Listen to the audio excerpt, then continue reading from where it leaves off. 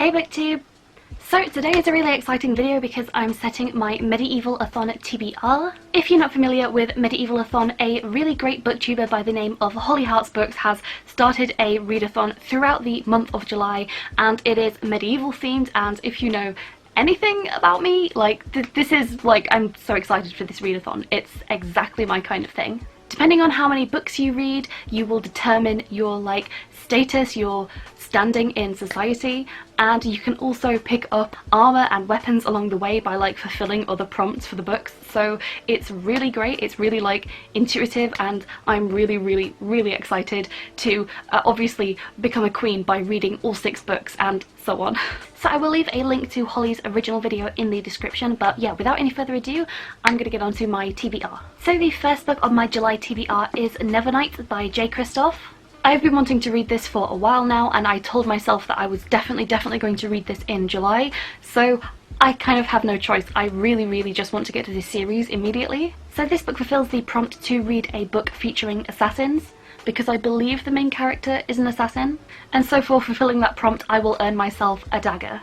The second book on my TBR following straight on from that is God's Grave, also by J. Kristoff, and this is the second book in the Nevernight trilogy. I think it's a trilogy. Again, I think if I enjoy Nevernight as much as I am expected to, I'm probably going to want to move on to this straight away, so I kind of again had to put it into my TBR. So aside from also featuring assassins, this book ticks off the sword prompt, which is to read a book with something pointy on the cover, and there is in fact a big sword right down here. There was one on Nevernight as well, but it's kind of more prominent on this. And it also fulfills the breastplate prompt, that's hard to say, which is to read a book with a shiny cover. And I'm sure you can see that the wolf on the front is very shiny. I think most of the books I'm reading have something shiny on the cover, so it's not too big of a deal, but like, I'm just going to mention it for God's Grave so that I don't have to mention the prompt again. So that is my book number 2. Third on my Medieval-athon TBR is The Wicked Saints by Emily A. Duncan. I've heard that this book was inspired by Skyrim, and if you know anything about me, I love the Elder Scrolls so much. And as this is a relatively new release, I kind of want to get to it like while there's still some buzz about it, so I can maybe join in on some of the discussions. So like God's Grave, this will fulfill 2 prompts. The first is for Cloak, which is to read a book with red on the dust jacket. And aside from the blood here, the book has a red spine and then like more red on the back. And I believe it will also fulfill the prompt for Crown, which is to read a book where a character fights for the throne. And one of the characters in this is a prince, so I'm assuming that this will possibly fill that prompt. At least I'm hoping it will. The fourth book I'm hopefully going to be reading this month is The Adamantine Palace by Stephen Dees. And this is another really shiny book. This book could fulfill so many prompts. I think it could technically fulfill 5 different prompts, so I'm probably definitely going to be reading this one if I find myself struggling. This book features some dragons, and I haven't read a good dragon book since I finished Priory back in, I think, March, so I'm in the mood for some dragons. And speaking of dragons, the first prompt this book fulfills is the Helm prompt, which is to read a book featuring a dragon on the cover. And look at this little guy. This is like the cutest dragon. And I believe this book may also feature a character who is a mercenary, so this also fulfills the prompt for Axe, which is to read a book that features mercenaries. The 5th book in my Medieval-athon TBR is The Curse of Chalion by Lois McMaster Bujold. And this is a book I've been looking forward to reading for a long time. So I kept considering like whether or not this book was a thick paperback. It's kind of subjective, and I'm not sure whether it is, but like, this book is dense. Seriously, every page looks like this. It has the tiniest font, and basically every page is just filled with text. I mean, I know that is kind of like the point of a book, but something tells me this will take a very long time to read.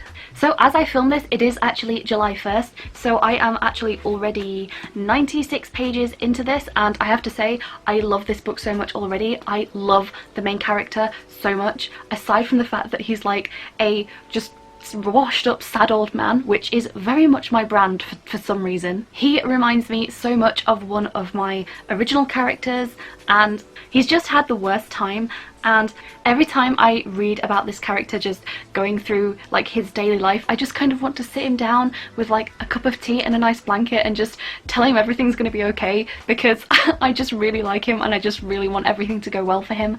And I know it's not, just by the nature of the book, I know it's not, but I really like him. He's like an ultimate sad dad, so I'm really excited to be finally reading this book. And because I don't know very much about the story, like there are royals in this book, but I don't know if anyone's fighting for the throne. I don't know if there are going to be mercenaries or assassins, but the one prompt I do know this book fulfills is to read a book with yellowed pages, which is the prompt to equip yourself with some boots. Yeah, it's hard to tell, but this book is very yellow.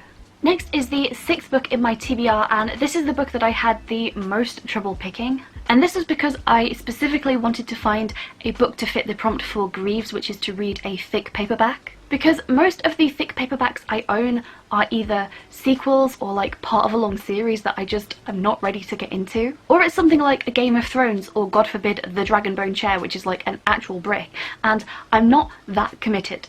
Like, I want to give myself a chance. So I opted to finally read Defiance by Claire de Lys, and I think this counts as a thick paperback. It's fairly hefty, so I'm definitely going to count this. I feel like if I picked this up, I would probably think it was a thick paperback. So Claire de Lys is actually a YouTuber, and this is the 2nd book in her self-published series. I actually really enjoyed the 1st book in the series, and I'm pretty sure that Claire is making this whole story available in like a beautiful hand-drawn, like fully rendered comic format. And I think she's doing that on her website and releasing it chapter by chapter for free, which is really cool. But yeah, this book features elves and dwarves and I think goblins and all sorts of beasties, so I'm pretty sure this is going to fulfill the prompt as well, maybe for Beau, which is to read a book with an elf in it, because the main character, I think she's half elf, half dwarf, I think. But yeah, I remember having no trouble at all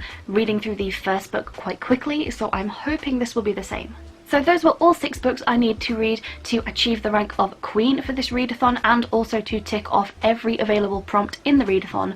However, bonus read!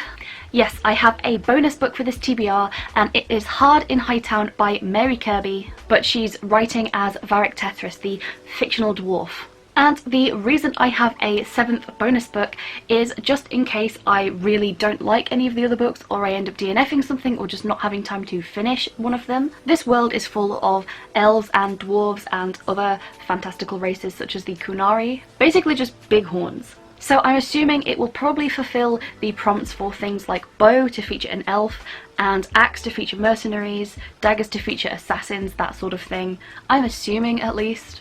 It does have red on the jacket, and it does feature some pointy objects in the book art, and it's only 75 pages, so I've kind of given myself like an additional extra life back up here just in case any of these books are just not working for me. And I mean, hopefully if I have time I will just get to read this anyway. Hopefully I will read all 7, but this is like my emergency backup. So yep, those are all the books I picked out for my July Medieval-athon TBR. I am super excited for this readathon. I am even in my most medieval looking top. I mean, as a goth I have a lot of tops that look like this, but like this one is the most medieval looking. So I am fully on board with this event. So yeah, as I said, I will have a link to the readathon's creator down in the description, so don't forget to check her out. And also consider checking out the rest of my channel. It's very fantasy themed if that's what you're into.